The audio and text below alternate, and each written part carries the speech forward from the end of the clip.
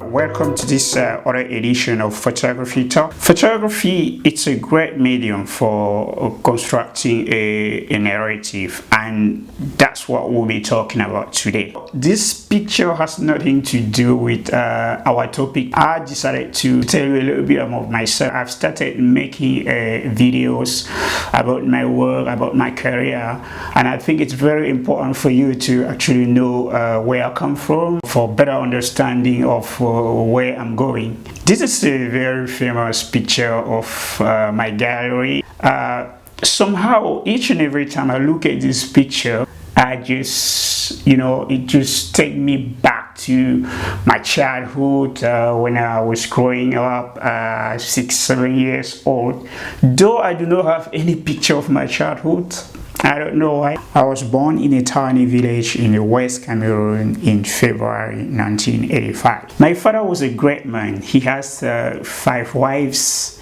My mom was the last and the younger one, and he has about 35 kids, men and women, and I think I'm the 20th, somewhere there. And this picture actually remind me where around the age of 6, I started actually to see what's going on. I've seen how my mom was struggling for our well-being, myself and my sisters and brothers.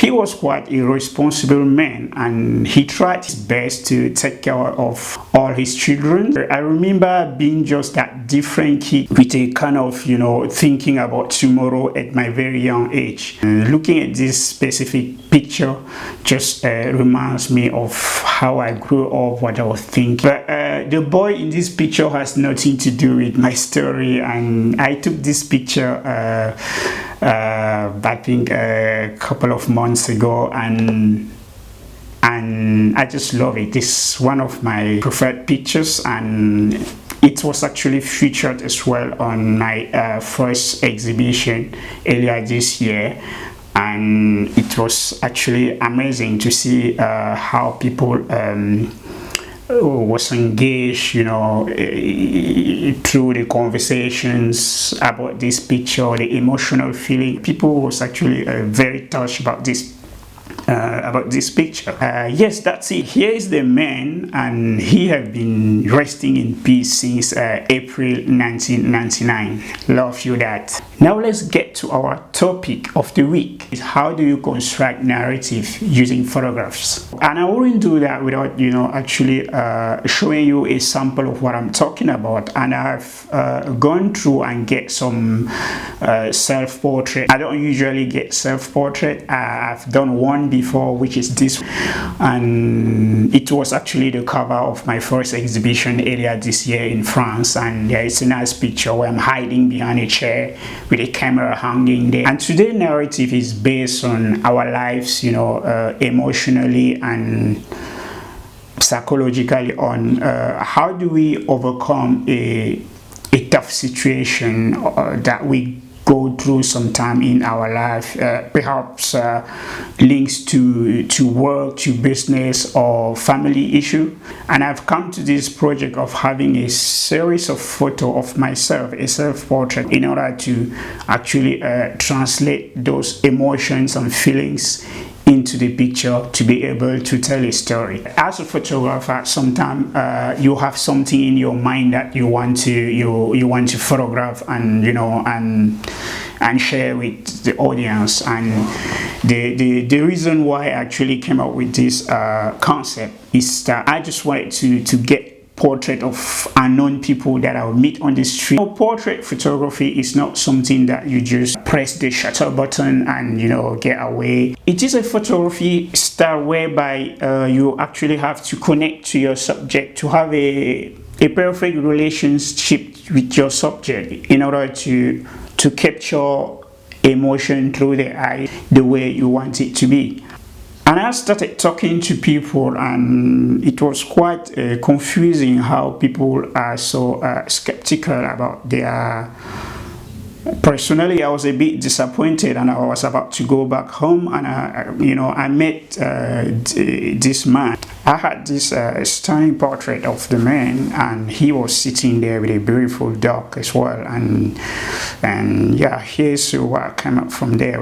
Moving on to the second portrait, this is another unknown ordinary man that was willing to contribute to my project of having some great portrait taken, and yeah, that's what I came up with, and it's a lovely portrait anyway, isn't it?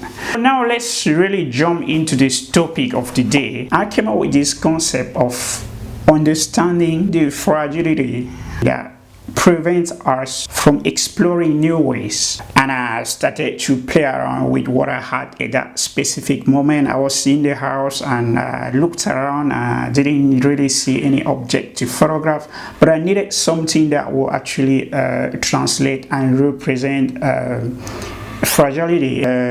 Quick update: I'm from a tribe that has a heavy traditional background. Eggs are mostly utilized for unconventional reasons, for example, for ritual practices and lots of things. That way the inspiration of actually photographing an egg came out, and I started playing with this picture. I've got the first one here.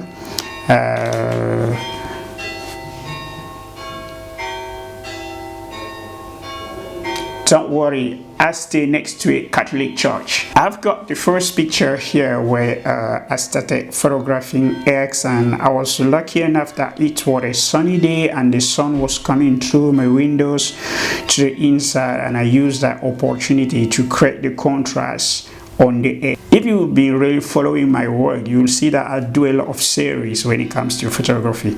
So the second picture here is the same egg but into the different environment. I created some water into a bucket. I just wanted to see some effect to be able to actually understand the fragility. This didn't convince me enough, and I went on to actually get the second egg that play around with, putting the two eggs against each other, and carry on with this picture where you can see the broken egg next to the other one that's still okay. And how did this egg get broken? I actually crushed them, and for some reason one egg got broken and the other one was okay. So where I come from, again, eggs can also be considered as a symbol of fragility. Using eggs to experiencing this conversation was the greatest way I could at that specific period of time. And yeah, this is what I came up with as a picture. And again, though I came up with some great photographs of eggs and broken eggs and some eggs with the reflection of the sun into the water, and this perfect picture taken, and I couldn't actually get the narrative of what I wanted to show as a story of people that get fragilized and cannot move on with their life. And I'll carry on to actually get a set of portrait, a self-portrait to actually tell this story. And this is myself facing the wall with my shadow projected on the wall there. For me, this is some moment of reflection, and most people use mirror for reflection, but I needed something more genuine, more original from myself. And I thought projecting my shadow against the wall could actually get a better way of translating this emotion.